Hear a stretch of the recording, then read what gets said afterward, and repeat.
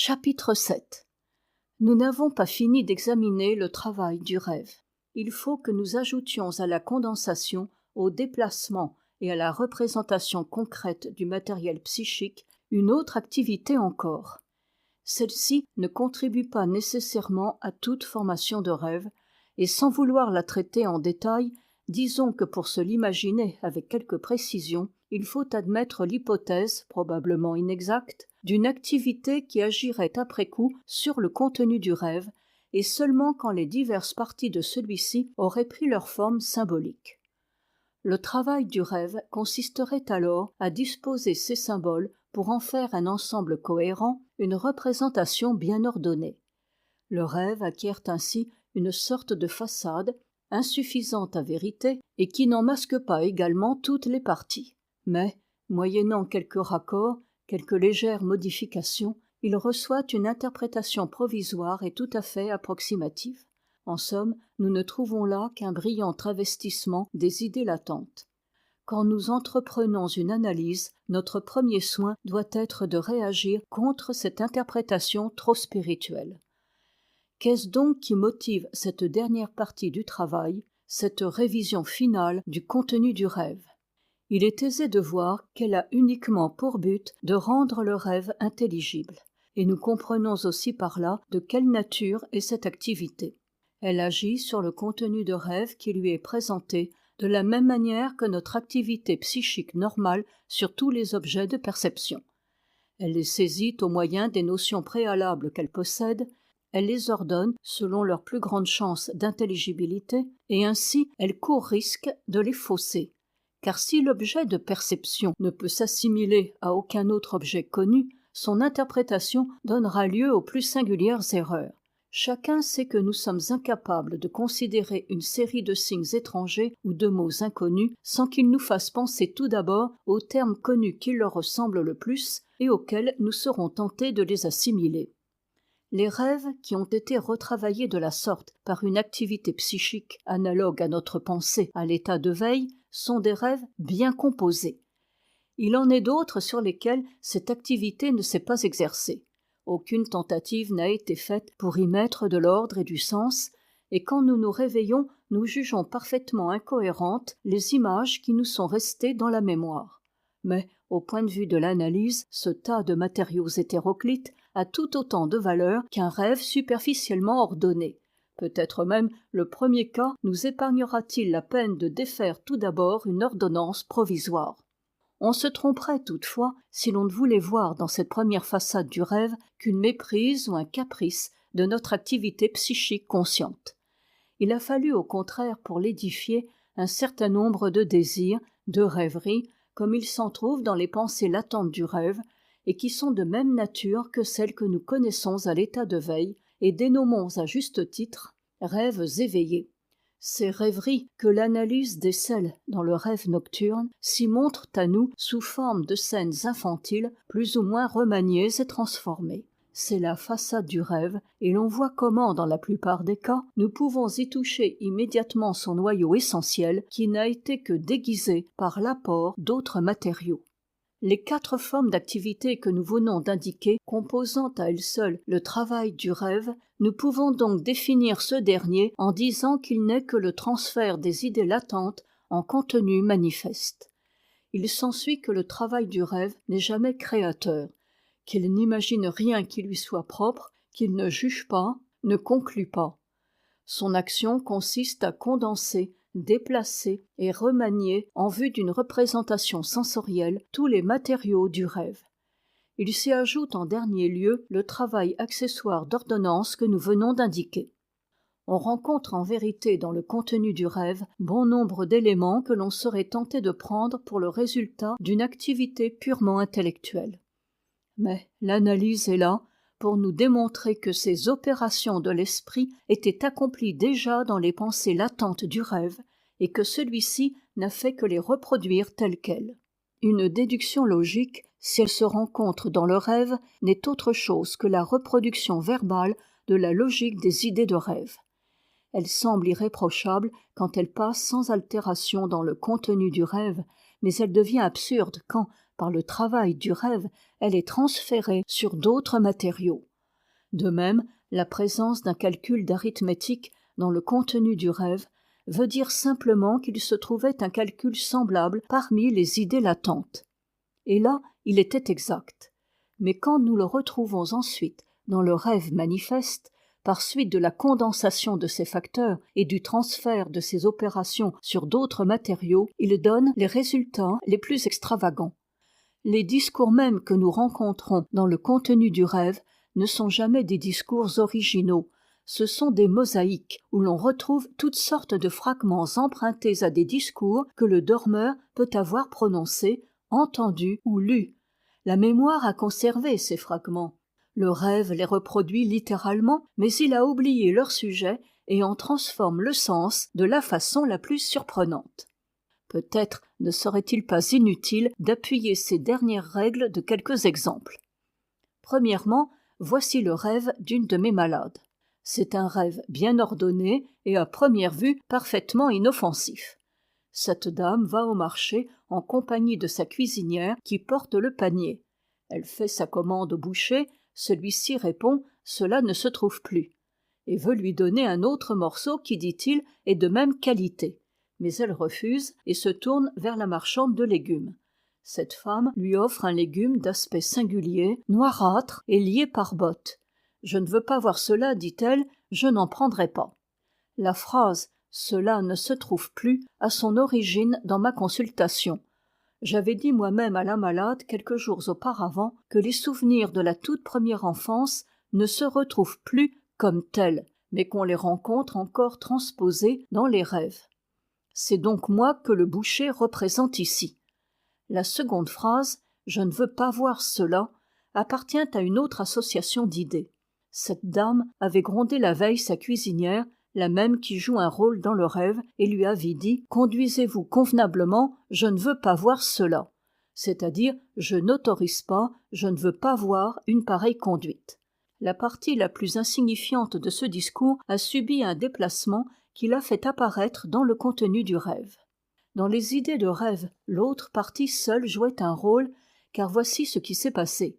Le travail du rêve a transformé de manière à la rendre méconnaissable et parfaitement innocente une situation qui n'existait que dans l'imagination de la dormeuse, où je me conduisais envers cette dame de façon en quelque sorte inconvenante.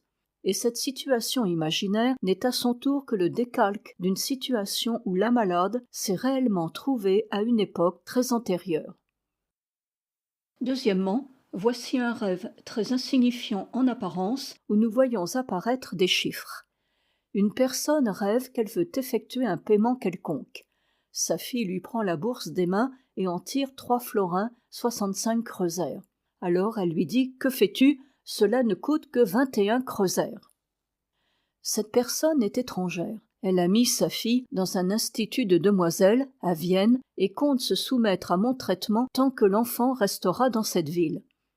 La veille du rêve, la directrice du pensionnat lui a demandé si elle ne se déciderait pas à lui laisser sa fille 1 an de plus, ce qui prolongerait également d'1 an son traitement chez moi.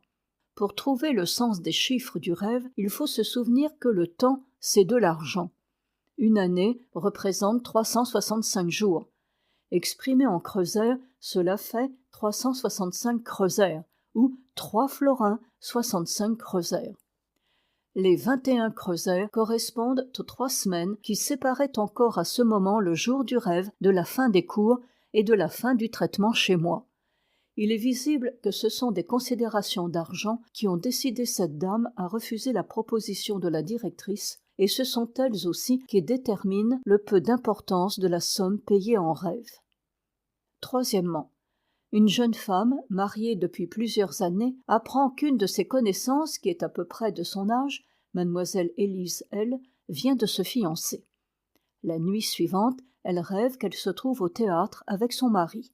À l'orchestre, bon nombre de places sont encore inoccupées. Le mari raconte qu'Élise L. et son fiancé avaient l'intention de venir, mais qu'il ne restait que des places à 1 florin 50 kreuzer les 3 et qu'ils les ont jugées inacceptables. Elle répond avec « le malheur n'est pas grand ». Ce qui nous intéresse ici, c'est de savoir comment les chiffres tirent leur origine des idées latentes du rêve et quelles transformations ils ont subies. D'où vient la somme 1 florin 50 kreuzer? Elle vient d'une circonstance insignifiante de la veille. La belle-sœur de cette dame avait reçu de son mari un cadeau de 150 florins et s'était dépêchée de les dépenser pour s'acheter un bijou.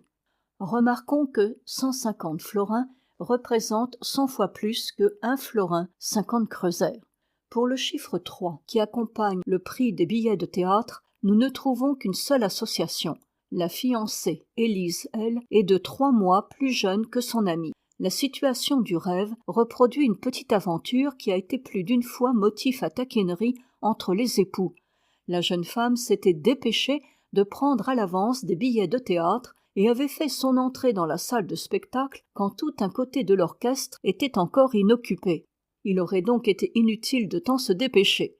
Remarquons enfin que ce rêve renferme une absurdité, le fait de 2 personnes prenant 3 cartes d'entrée pour le théâtre. Les idées latentes du rêve sont évidemment celles-ci.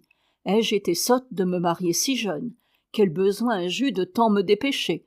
Je vois bien par l'exemple d'Élise que j'aurais toujours fini par trouver un mari. Je n'avais qu'à attendre. J'en aurais trouvé un 100 fois meilleur, mari ou bijou. Pour cet argent, la dot, j'aurais pu m'en acheter 3. Chapitre 8. Après l'exposé que nous venons de faire des procédés de travail du rêve, on pourrait être tenté de regarder ce travail comme un processus psychique spécial auquel rien, à notre connaissance, ne pourrait être comparé. Et peut-être éveillera-t-il en nous un peu de l'étonnement superstitieux que son produit, le rêve lui-même, a de tout temps éveillé. En réalité, le travail du rêve n'est que le premier et le mieux étudié d'une série de processus psychiques, ceux notamment auxquels se ramène la production des symptômes hystériques, angoisse, obsession, démence, etc. Tous ces processus présentent également les caractères de la condensation et du déplacement, de ce dernier surtout, tandis que le remaniement en vue d'une représentation sensorielle demeure spécial au travail du rêve. Si donc le processus du rêve est le même que celui qui donne lieu aux images morbides, il n'en sera que plus intéressant de déterminer les conditions dans lesquelles il se produit. Nous ne serons pas médiocrement surpris d'apprendre qu'il peut exister sans le concours du sommeil et sans celui de la maladie, et que bon nombre de phénomènes qui appartiennent à la vie quotidienne des sujets normaux, oubli, lapsus de parole et de conduite, sont forgés par le même mécanisme psychique que le rêve, et que tous les symptômes morbides désignés ci-dessus. Le nœud du problème réside dans le processus du déplacement, celui, nous semble-t-il, qui mérite entre tous le plus d'attention. Pour connaître la condition essentielle du déplacement, il est indispensable que l'on aborde le problème d'un point de vue purement psychologique. On verra alors que ce phénomène se produit uniquement sous l'empire de la nécessité, et pour le comprendre, il importera de s'attacher à certaines difficultés auxquelles échappera difficilement celui qui étudie les rêves. Quand, au début de ce travail, j'ai donné un de mes rêves en exemple d'analyse, j'ai dû interrompre l'inventaire de mes idées latentes parce qu'il s'en trouvait parmi elles que je préférais garder secrètes, que je ne pouvais pas communiquer sans manquer gravement à certaines convenances. J'ai ajouté qu'il ne servirait à rien de remplacer cette analyse par une autre, car, quel que soit le rêve choisi, fût-il le plus obscur de tous et le plus embrouillé, je me heurtais, en fin de compte, à des pensées latentes que je ne pourrais révéler sans indiscrétion. Toutefois, quand, après avoir écarté les témoins de ces débats intimes, j'ai poursuivi l'analyse à part moi, j'ai rencontré des pensées qui m'ont profondément étonné. Je ne me les connaissais pas, elles me semblaient non seulement étrangères, mais pénibles. Je les repoussais de toutes mes forces, et cependant je sentais qu'elles m'étaient imposées par la logique inflexible des idées latentes. Je ne puis m'expliquer cet état de choses que d'une manière, en admettant que ces pensées ont réellement existé en moi, qu'elles y possédaient une certaine intensité ou énergie psychique, mais qu'elles se trouvaient à mon égard dans une situation psychologique spéciale qui m'empêchait d'en prendre conscience. Cette situation spéciale, je la dénomme état de refoulement. Je reconnais alors qu'entre l'obscurité du rêve manifeste et l'état de refoulement des idées latentes, autrement dit la répugnance que j'éprouve à prendre conscience de ces idées, il existe une relation de cause à effet. Et j'en conclus que si le rêve est obscur, c'est par nécessité et pour ne pas trahir certaines idées latentes que ma conscience désapprouve. Ainsi s'explique le travail de déformation qui est pour le rêve comme un véritable déguisement. Il serait assez intéressant dans le rêve que j'ai proposé à l'analyse de chercher laquelle d'entre mes pensées se présente sous un déguisement par crainte d'exciter trop vivement ma réprobation si elle se montrait sans voile. Je sais que la course dont j'ai parlé, cette course gratuite en voiture, m'en a rappelé d'autres plus coûteuses en compagnie d'une personne de ma famille, et que la signification du rêve semblait être « je voudrais connaître un amour désintéressé ». Or, peu de temps avant de faire ce rêve, j'avais dépensé une forte somme d'argent pour la personne en question. Devant cette association d'idées, je suis contraint de m'avouer que je regrette d'avoir fait cette dépense. Ce n'est que par l'aveu d'un pareil sentiment que j'arriverai à comprendre ce que signifie dans mon rêve le désir d'un amour qui n'occasionne pas de dépenses. Pourtant, je puis le dire en toute sincérité, je n'ai pas hésité un instant à dépenser cette somme. Le regret que j'en éprouve fait partie d'un courant qui n'a pas effleuré ma conscience. Pourquoi ne l'a-t-il pas fait ? Ceci est une autre question qui nous mènerait trop loin. La réponse que j'y pourrais faire appartient à une autre association d'idées. Si j'analyse au lieu d'un rêve qui m'est propre le rêve d'une personne étrangère, j'arriverai à des constatations semblables. Seuls mes moyens de contrôle seront quelque peu différents. Si le rêve à développer est celui d'un sujet normal, c'est en lui démontrant l'enchaînement des pensées du rêve que je l'amènerai à reconnaître ses idées refoulées. Et encore sera-t-il toujours libre de les nier. Mais s'il s'agit d'un malade nerveux, d'un hystérique par exemple, il faudra, pour l'amener à la reconnaissance des idées refoulées, lui montrer la relation qui existe entre celle-ci et les symptômes de sa maladie, et insister sur ce point que son état s'est amélioré dès que les idées refoulées se sont substituées aux symptômes. Prenons l'exemple de cette jeune femme qui m'a raconté le rêve des 3 billets de théâtre pour 1 florin 50 kreuzer. L'analyse de ces idées latentes montre qu'elle ne fait aucun cas de son mari, qu'elle aimerait mieux ne l'avoir pas épousé, qu'elle le verrait sans regret remplacé par un autre. Il est vrai qu'elle prétend l'aimer, elle n'admet pas que le mépris où elle le tient, un autre pourrait être 100 fois meilleur, porte la moindre atteinte à sa vie sentimentale. Pourtant, tous ces symptômes conduisent à la même solution que ce rêve. Il suffit qu'on réveille en elle les souvenirs refoulés d'une époque à laquelle elle était parfaitement consciente de ne pas aimer son mari pour qu'aussitôt les symptômes soient résolus et que la malade cesse de protester contre mon interprétation. Chapitre 9. La notion du refoulement étant établie, de même que les relations qui existent entre la déformation du rêve et le matériel psychique refoulé, il nous devient possible de résumer d'une façon générale les principales conclusions que nous avons tirées de nos recherches. Nous savons que les rêves intelligents et raisonnables sont la réalisation non déguisée d'un désir. En d'autres termes, que le désir dont ils nous montrent la réalisation concrète est un désir reconnu par la conscience, insatisfait dans la vie quotidienne, mais parfaitement digne d'intérêt. L'analyse des rêves confus et inintelligibles nous enseigne quelque chose d'analogue. Le fondement de ces rêves est aussi un désir réalisé, désir que les idées latentes nous révèlent d'autre part, seulement la représentation en est obscure. Pour l'éclaircir, il faut avoir recours à l'analyse, et celle-ci nous montrera tantôt un désir refoulé et inconscient, tantôt un désir intimement uni à des pensées refoulées, et pour ainsi dire porté par celle-ci. Nous pouvons caractériser ces rêves en disant qu'ils sont les réalisations voilées de désirs refoulés. Remarquons en outre, ce qui est assez intéressant, que la sagesse populaire a raison quand elle prétend que les rêves prédisent l'avenir. C'est bien en réalité l'avenir que le rêve nous montre, non pas tel qu'il se réalisera, mais tel que nous souhaitons le voir réalisé. Et l'âme populaire fait en cela ce qu'elle a coutume de faire ailleurs, elle croit ce qu'elle désire. Les rêves, au point de vue des réalisations de désir, peuvent se diviser en 3 catégories. Nous avons en premier lieu le rêve qui représente sans déguisement un désir non refoulé. C'est le rêve du type infantile Il devient de plus en plus rare à mesure que l'enfant avance en âge. En second lieu, nous avons le rêve qui représente, déguisé, un désir refoulé. La majorité de nos rêves relèvent de ce type et c'est pourquoi ils ne peuvent être compris sans analyse. Enfin, le rêve qui exprime un désir refoulé mais ne le déguise pas ou le déguise trop peu. Ce dernier rêve est toujours accompagné d'une sensation d'angoisse qui le force à s'interrompre et qui semble bien être l'équivalent du travail de travestissement puisque dans les rêves de la deuxième catégorie, c'est grâce à ce travail que l'angoisse a été épargnée au dormeur.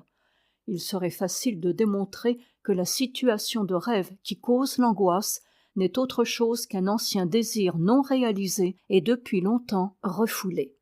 Parmi les rêves intelligibles, il s'en trouve dont le contenu est pénible et qui pourtant n'éveillent chez le dormeur aucun sentiment d'angoisse. On ne peut pas les mettre en rang des rêves d'angoisse et ils servent d'argument à ceux qui veulent dénier toute signification et toute valeur aux manifestations du rêve.